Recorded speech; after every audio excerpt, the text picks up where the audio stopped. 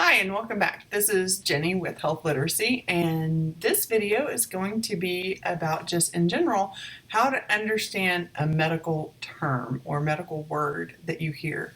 So if you've ever spent much time in a doctor's office, you may have left feeling like, I don't really know what they said, and that's okay. There's a lot of other people who feel that way, because what a lot of people don't realize is that medicine has its own language. In fact, whenever I used to teach medical assisting and some other things that I taught, x-ray, pharmacy tech, and those types of things, we actually had a book that we used called The Language of Medicine.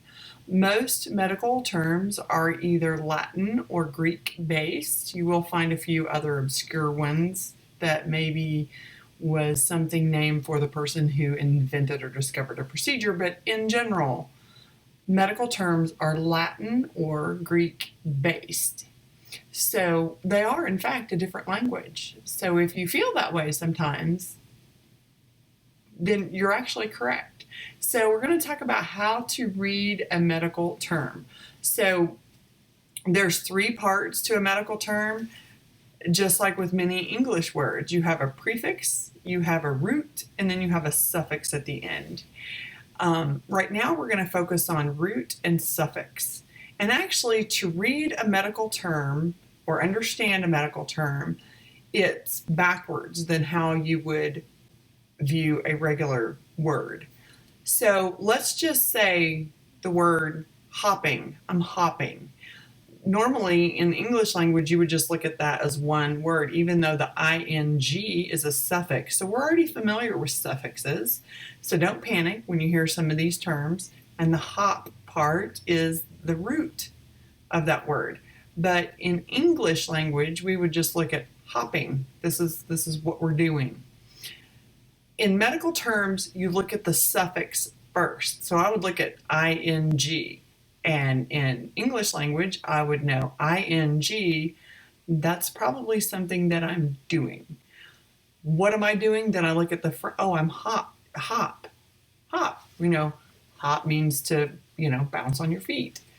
So if you think about it in English terms, I know what hopping is. It's I'm doing the act of jumping up and down on my feet, probably in place. That's pretty easy. We all know what hopping is, right? But then we look at a medical term and we go, I don't know what it's talking about. We look at the suffix first. So we're going to look right now at the suffix of itis. It's one of the most common words for you to hear. It's virtually anything that you could have. You could probably have an itis form of that. And then, so to read a medical term, we look at the suffix first. In this case, it's itis, I-T-I-S.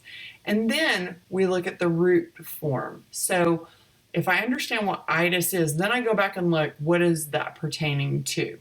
So here's you a visual. And right now, to just start with, we're going to look at nephritis. Nephritis. Some of you may already know what that is.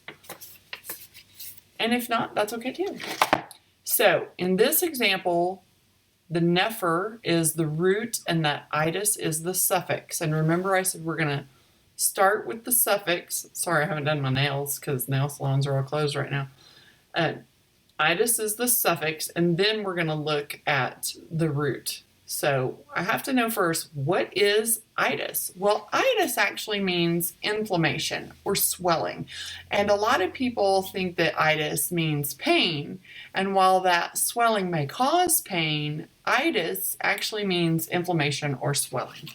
And so I would start there and I would go, okay, well, something is swollen or inflamed. And then I would look at, well, what is swollen or inflamed? Nepher.